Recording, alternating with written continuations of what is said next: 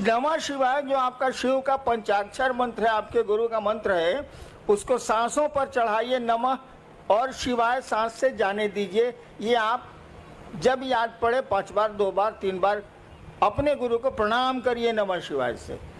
खिचड़ी मत करिएगा। बहुत लोग करते हैं क्या कि सांस पर भी कर रहे हैं और माला पर गिनती भी कर रहे हैं। मैंने स्टेशन जाने के लिए एक टांग रिक्शा पर रखे, एक टांग बस पर रखे, साले चितरा नहीं जाएगा। आप बताइए, हमको अभी स्टेशन जाना है, कल जाना है स्टेशन, हम एक टांग रखे टेम्पो में, एक टांग रखे बस में, तो मेरा क्या हाल होगा? अरे कोई एक ही सिस्टम ना अप्लाई कीजिएगा। जब मन करे आप टेम्पो से जाइए, मन करे बस से जाइए, दोनों पर एक के साथ कैसे चढ़िएगा? ठीक उसी तरह से सांसों पर अगर मंत्रों का जप होगा, उसकी गिनती नहीं होती। गिनती तो किसी की नहीं होती। रुद्राक्ष के माला की भी गिनती नहीं होती, क्योंकि गिनती किया हुआ है, तो गिनती कुछ कर रहे हैं। अरे भैया 108 बार माला में डाला हुआ है ये बीड्स, जिसको अंग्रेजी में कहते हैं दाना, तो उसको गिनती कौन सी कर रहे हैं? नमः शिवाय 108 बार, वो तो गिनती किया हुआ है। सांस आपकी गिनती की हुई है, ये 24 घंटे में इतनी ही बार चलेगी। तो गिनती नहीं करनी है, न माला पर गिनती करनी है, न सांस पर गिनती करनी है। अरे नमः शिवाय करना है, तो माला और सांस खिचड़ी मत बनाइएगा। एगो टांग टेम्पो पर, एगो टांग बस पर, ये माफिक चलबे नहीं बाबा, ये नहीं चलेगा। माला पर करिए, स्वतंत्र रूप से करिए, सांस पर करिए, स्वतंत्र रूप से करिए, और करिए तो मैंने मंत्रों में शिष्यानुभूति पढ़िएगा, मैंने लिखी है, मंत्रों में भाव प्रवेश आवश्यक है। यानी आप नमः शिवाय किए, सोच रहे हैं खिचड़ी पकी कि नहीं पकी, ये तो मंत्र जप नहीं हुआ। नमः शिवाय किया तो सोचिए कि अपने शिव को, नमः शिवाय का मानी क्या है? शिव को प्रणाम। नमः शिवाय किया तो सोचिए कि शिव को प्रणाम आपका मन कर रहा है। सोचिए, शरीर नहीं झुकाना है, हाथ नहीं उठाना है, मन आपका शिव को प्रणाम कर रहा है। दोबारा फिर नमः शिवाय करिए तो सोचिए कि मन आपका शिव को प्रणाम कर रहा है। इस तरह से 108 बार करिए।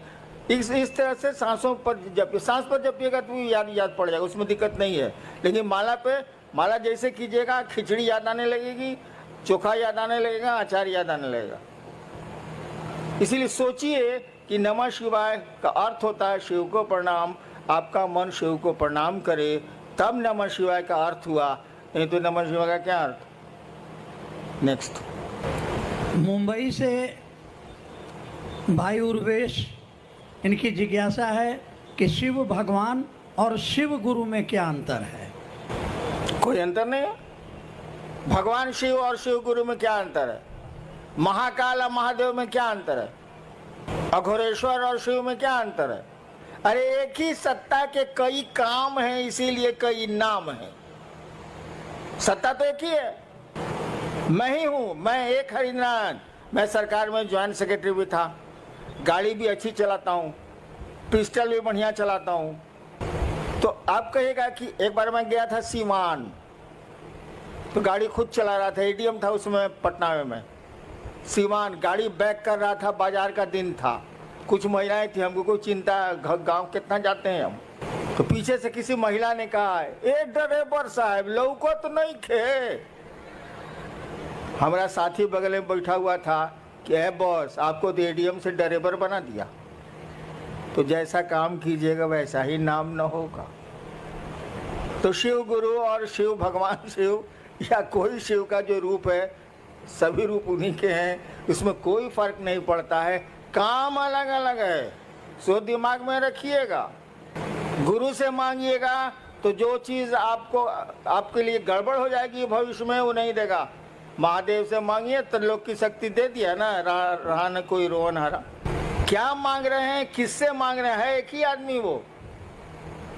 गुरु से मांगिएगा तो वही देगा जो आपके लिए शुभ होगा। महादेव से मांगिएगा तो मांगिए, वहां पहुंच हो गई तो जो मन करे सो ले लीजिए, लूटा जाइए चाहे लूट लीजिए। महाकाल से मांगिएगा तो उतना किसी से दोस्ती करता है ना दुश्मनी करता है, कालनी संगी होता है, उसकी संगति किसी से नहीं होती है।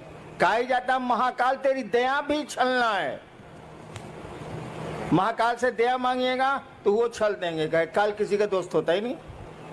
न किसी का दुश्मन होता है न किसी का दोस्त होता है। सत्ता तो वही, एक ही शिव हैं, वही ज्ञानदाता के रूप में गुरु हैं, वे ही महाकाल हैं, वे ही सब कुछ।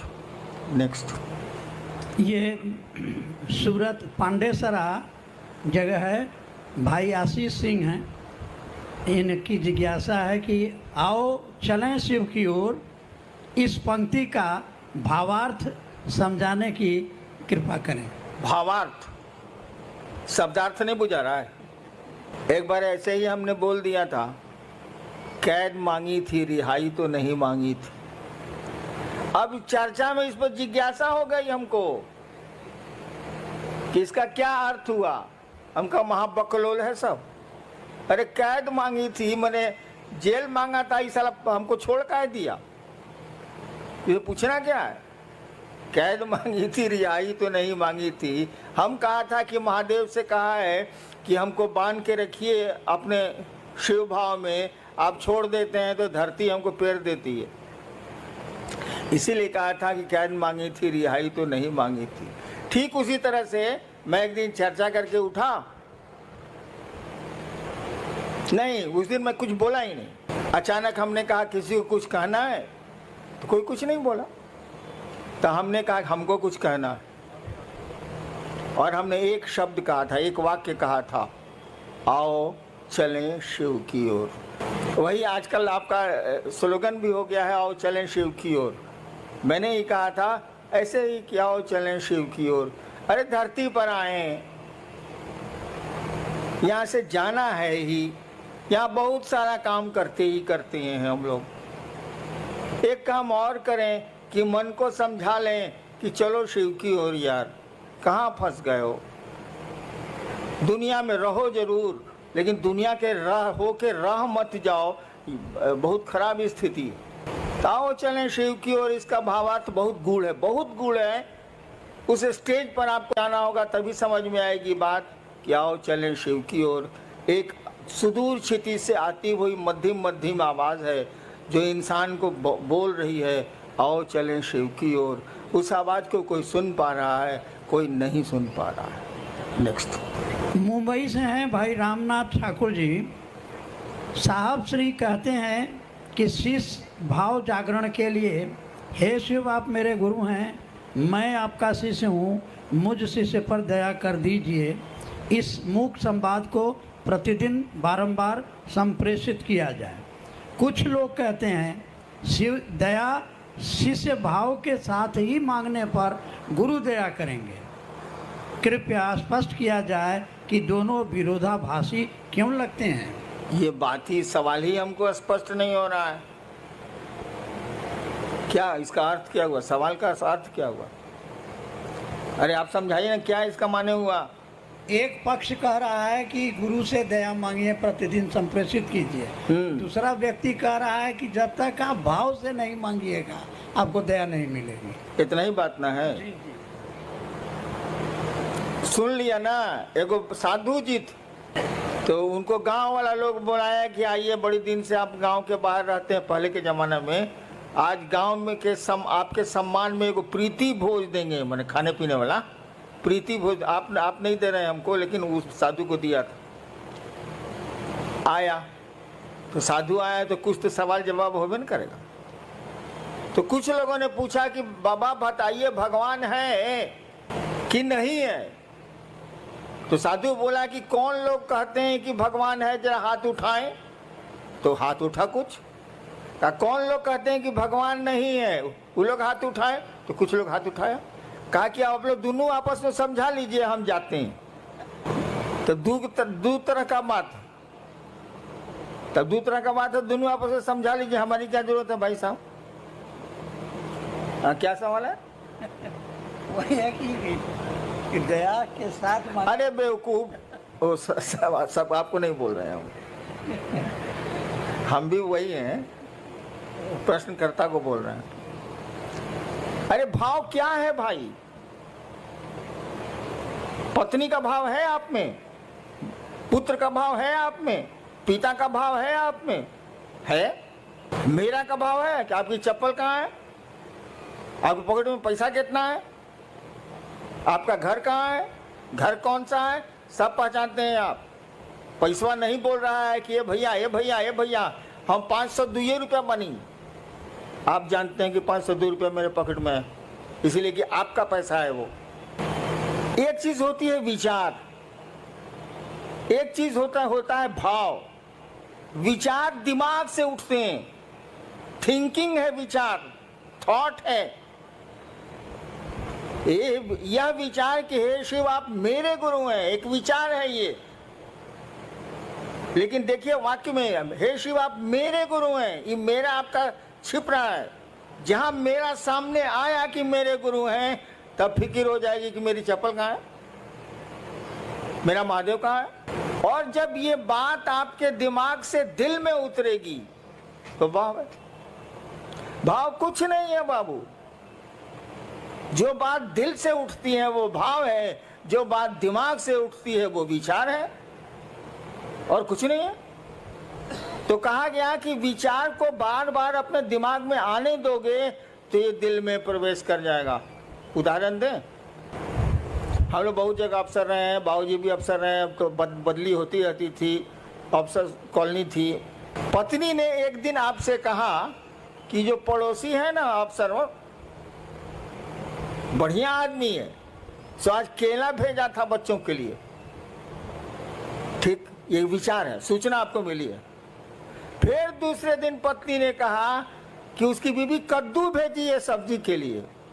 खाली आपके दिमाग में न्यूज आ रहा है, विचार आ रहा है। धीरे धीरे आपको लगेगा कि पड़ोसी बढ़िया आदमी। एक दिन आपकी पत्नी ने कहा कि देखिए ना उसको बुखार लग गया है उनके बचवा को, तो आप कहेगा चलो दिखाते हैं। देखिए अब दिमाग से बात दिल में आने लगी, उसके बच्चे को देखने आप जाने लगे। इसका उल्टा देखिए, आपका बच्चा फूल तोड़ने पड़ोसी के यहाँ गया, डांट दिया पड़ोसी ने, आके आपको बोला कि मम्मी मम्मी मम्मी हमको डांट दिया, फूल तोड़ने गए थे। ठीक, एक सूचना आपको मिली, एक विचार आपके दिमाग में घुसा। फिर दूसरे दिन ऐसा ही कुछ हुआ, फिर तीसरे दिन ऐसा ही कुछ हुआ। 5 दिन के बाद आपको मालूम हुआ कि स्कूटर से जा रहा था, उलट गई स्कूटर, टांग टूट गया। आपको कहा ठीक हुआ साले को, ठीक हुआ साले। देखिए अब दिमाग से, अखबार का न्यूज़ नहीं है ये, अखबार में रोज एक्सीडेंट होता रहता है, आप कहाँ कुछ सोचते हैं। यानी आपके दिल में बात आ गई, अब ये दुश्मनी का भाव पैदा हो रहा है। वहाँ दोस्ती का भाव पैदा हो रहा था, यहाँ दुश्मनी का भाव पैदा हो रहा है। तो भाव कुछ नहीं है, जो बात दिल से उठती है वो भाव है। शिव मेरे गुरु हैं, ये बात अगर दिल से उठती है तो ये भाव है, अगर दिमाग से उठती है तो ये विचार है। जब तक भाव में नहीं जाएगी ये बात, कहा ही जाता है कि आध्यात्म की किसी भी गाड़ी का पेट्रोल भाव होता। शास्त्र हमारे कहते ही हैं भावेन लभते देवता भावेन देव दर्शनम। शास्त्र कहते हैं भारत के कि भाव से देवता मिलते हैं, भाव से देवताओं का दर्शन होता है। तो आध्यात्म की कोई गाड़ी का पेट्रोल भाव ही है, विचार नहीं। शिव मेरे गुरु हैं, ये विचार रिजल्ट नहीं देगा, लेकिन जब मन में बैठ जाएगी बात कि शिव मेरे गुरु हैं, मेरा गुरु है, वो रिजल्ट आने लगेगा। नेक्स्ट जिज्ञासा नहीं है, एक निवेदन है। मध्य प्रदेश रीवा से भाई अशोक, आप लिख रहे हैं कि आज 3 साल से रीवा वो सिद्धि जिला में महादेव का काम हम लोग कर रहे हैं। एक तरफ से शिव को गुरु मान रहे हैं और एक तरफ से लोग छोड़ रहे हैं। हम लोग आशीर्वाद लेने आए हैं कि रीवा वो सिद्धि में महादेव का काम बढ़े। साहब आशीर्वाद। एक तरफ से लोग मान रहे हैं, एक तरफ से छोड़ रहे हैं। मैं महादेव का काम 40 साल से कर रहा हूँ, महादेव करा रहा है, हम कल करेंगे। कितने आए कितने गए। अंग्रेजी में एक कविता है, मेन में come and may go, main मे गो। लोग आते हैं जाते हैं, but I go on for ever. मैं जाता हूं तो हमेशा के लिए जाता हूं। तो किसकी चिंता करोगे, कौन आया कौन गया। महादेव की दया जिस पर हुई वो रहेगा। हैं लोग कि नहीं मेरे साथ। मैं इनका विद्यार्थी था कॉलेज का 67 में। यही मंडल जी पढ़ रहे हैं जिज्ञासा। इनको मैं जबरदस्ती, उस समय शिव गुरु नहीं थे मेरे, जबरदस्ती एक दिन श्मशान ले जाता था और दूसरे दिन कब्रिस्तान ले जाता था, 1 साल कंटिन्यूअस। जबकि मेरे प्रोफेसर लेक्चरर थे, मैं विद्यार्थी था इनका फर्स्ट ईयर का, इनको मैं ही पकड़ के ले जाता, चलिए मसान। तो जिसको टिकना है वो टिकते ही हैं, जिसको नहीं टिकना है उसको कितना टिकाओगे। हाँ, महादेव से दया जरूर मांगो कि सभी टिकें, सभी रह जाएं, कोई छूटे नहीं, कोई टूटे नहीं। कोशिश तो हम लोग यही होनी चाहिए। करो, आगे बढ़ो। भाई मनोज सिंह है सूरत से। क्या शिव को गुरु बनाने के उपरांत भी पारंपरिक गुरु दीक्षा लेना आवश्यक है? किसी भी अनुष्ठान या मुहूर्त में लोगों द्वारा पारंपरिक दीक्षा द्वारा शरीरधारी गुरु द्वारा गुरुमुख होने का दबाव बनाया जाता है। भाई मेरे भी बिया में बनाया था। आप ये नहीं कह रहे हैं कोई सब अनुष्ठान करने के पहले पंडित मैंने कहा जाता है कि आपके गुरु कौन है। तो मेरी शादी है स्टेट में है, चली गई पत्नी मेरी शादी में भी यही हुआ था। स्टेट का पंडित था, पंडित जी थे बेचारे, मर गए, कहा हम था बोले आपके गुरु बउआ जी कौन है? तो हमारी तो बोली तो भाई सिवान वाली थोड़ी खराब है। हमने कहा कोई साला मेरा गुरु नहीं है। तो लोग बका गया कि लड़का है ब्याह के मंडप पर बैठा हुआ, कहता है कोई साला मेरा गुरु नहीं है। तब मेरी पत्नी से पूछा, उसमें पत्नी हुई नहीं थी, वो होने वाली थी 2 घंटे के बाद। पत्नी से पूछा कि आपके गुरु कौन है? बोले कोई नहीं। तो पंडित जी बोले कि चलिए शिव को गुरु मान लीजिए। हम कहा मैं नहीं मानूंगा। पत्नी ने कहा हम मान लेंगे। इसीलिए बाद में कहती थी कि आपसे हम सीनियर हैं। हम कहा तुम ब्याह करने के लालच में मानी हो, हम लालच में नहीं माने। हाँ, कहा हम बिना गुरुए के ब्याह कर लिया, तुम इसी की चिंता में पड़े हो जी। बट इससे बड़ा कोई अनुष्ठान होता है ब्याह से ज्यादा बड़ा? मस्ती सुनो, कहो कि शिव मेरे गुरु है, दीक्षा की क्या जरूरत है? गुरु की दया ही दीक्षा होती है। दीक्षा का मानी समझते हो यार? जी, एक कई लोगों की ये जिज्ञासा है, जिसमें मुंबई कल्याण से हैं भाई सुनील मौर्य। तो शिव को गुरु बनाने के बाद भी कठिनाइयाँ पीछा नहीं छोड़ रही, इसकी क्या वजह हो सकती है? एक तो आप नमः शिवाय अगर ठीक से करते हैं, 108 बार अगर माला पर करते हैं, माला 108 की होती ही है, या टुकड़े टुकड़े में सांस पर नमः शिवाय से अपने गुरु को प्रणाम करते हैं, तो बाधाएं कम हो जाएंगी, कठिनाइयां कम हो जाएंगी। नमः शिवाय आपके कष्टों को कम करने की का बहुत सुंदर मेडिसिन है, औषधि है, वो उसको करिए। और जहां तक कठिनाइयों का सवाल है, जान लीजिए इस जगत में कोई आया है तो उसको जिंदगी में अच्छी खराब दोनों सड़कें मिलनी ही मिलनी है, कोई उपाय नहीं है। आपकी जिंदगी के रास्ते उबड़ खाबड़ मिलेंगे ही मिलेंगे, अच्छे 4 लेन भी मिलेंगे उसमें, लेकिन ज़्यादा खतरा यही है कि उसमें उबड़ खाबड़ ही रास्ते मिलेंगे आपको ज़िंदगी में। चलना तो पड़ेगा ही पड़ेगा। होशियारी इतनी ही है कि सवारी बढ़िया कर लीजिए। अगर ट्रैक्टर से जा रहे हैं उबड़ खाबड़ में तो कमर टेढ़ी हो जाएगी। स्कॉर्पियो से चले जाइए तो कमर नहीं टेढ़ी होगी, खाली जर्क महसूस होगा। तो ज़िंदगी के रास्ते तो उबड़ खाबड़ मिलेंगे। सवारी ठीक कीजिए, शिव की सवारी लीजिए, जर्क तो उसके बाद भी महसूस होगा, लेकिन कमर टेढ़ी नहीं होगी। रास्ते नहीं बदले जा सकते, सवारियां बदली जा सकती हैं। शिव की सवारी ले लो, शिव यान ले लो, यान माने सवारी, शिव यान ले लो, वायुयान, शिव यान ले लो, निकलते चलो निकलते चलो। थोड़ा बहुत तो जर्क लगता ही लगता है। अच्छी सड़क मिलेगी तो नहीं लगेगी। जीवन में कठिनाइयां आएंगी ही आएंगी। धरती पर जो भी आया है आज तक परेशानियों में रहा है वो, और उसमें उसने काम किए हैं। पहाड़ों पर वो चढ़ते हैं जिनको चढ़ना होता है, नहीं तो सीढ़ियां भी पहाड़ होती। इंसान के लिए सीढ़ियां भी पहाड़ होती हैं। और कोई है जो एवरेस्ट पर भी चढ़ता है और जिसका नाम होता है शेरपा तेंजिंग, दुनिया जानती है उसको। और कुछ लोग मिलेंगे कि आपके घर नहीं आ सकेंगे, एक पहला मंजिल पर आपका रहने का है, बड़ी दिक्कत है। कुछ लोग सीढ़ियों को पहाड़ बनाते हैं, कुछ लोग पहाड़ को सीढ़ियां बनाते हैं। इसीलिए इन चीज़ों से नहीं घबराना है। परेशानियां हों हो, आगे बढ़ो, शिव की ओर बढ़ो, तभी मजा है, तभी किसी रिजल्ट का मजा है, नहीं तो कुछ मजा नहीं। चलना चाहिए क्या? आयोजक गण क्या मुझको अनुमति देंगे? चलिए भाई, सूरत का ये शिव गुरु महोत्सव, बैठिए आप लोग। एक मेरी दिल की इच्छा बताता हूं आपको, शायद पूरी हो पाए या नहीं, आप कर पाए कि नहीं। सूरत में मैं शिव की सूरत देखना चाहता हूं, उस महादेव की।